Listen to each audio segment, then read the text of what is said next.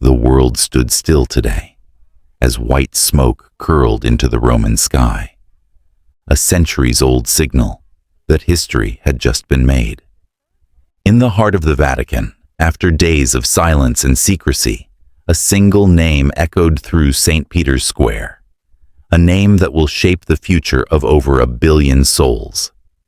Tears streamed, bells rang, and then he stepped out, the new pope.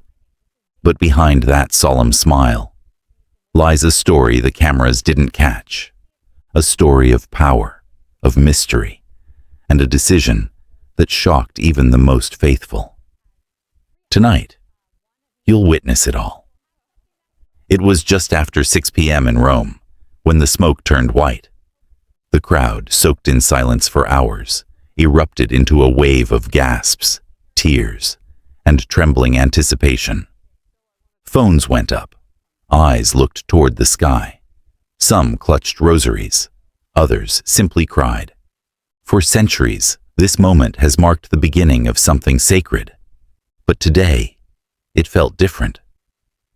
Pope Francis was gone, and the world was fractured, divided by conflict, fear, and fading faith. So when the bells of St. Peter's rang out, it wasn't just about religion anymore. It was about hope. But who had they chosen? And why did it happen so fast?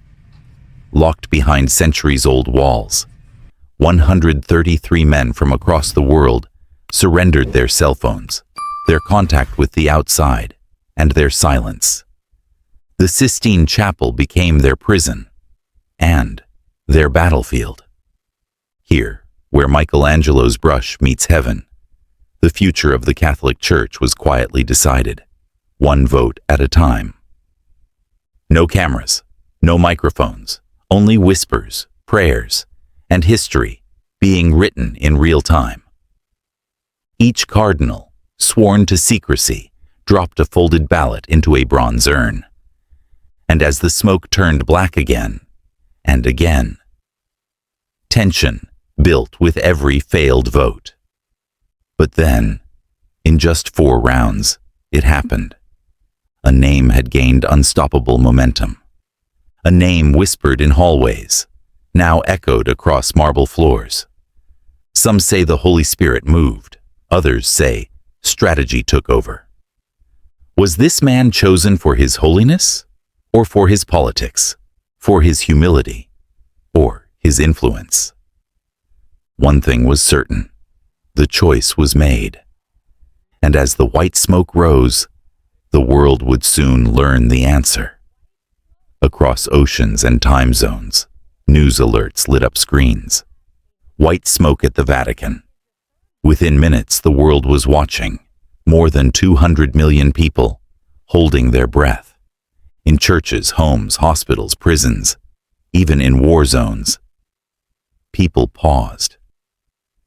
Because this wasn't just a religious decision. It was a global moment. In Brazil, worshippers fell to their knees. In Nigeria, crowds sang through tears. In the Philippines, candles burned in silence. And in cities like New York, London, and Buenos Aires, questions began to swirl. Who was chosen? What does it mean for the future? And could this be the most controversial papal choice in decades? The Vatican was silent. No leaks, no hints, only the blood-red curtain, and a name about to be heard for the very first time. The curtains moved, and then silence fell across St. Peter's Square. A single figure emerged, dressed in white, head bowed, hands shaking, and from the balcony came the ancient words, Habemus Papam. We have a pope.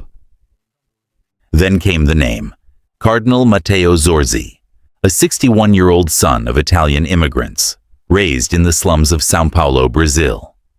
A man who once walked barefoot to seminary, who fed the poor before feeding himself.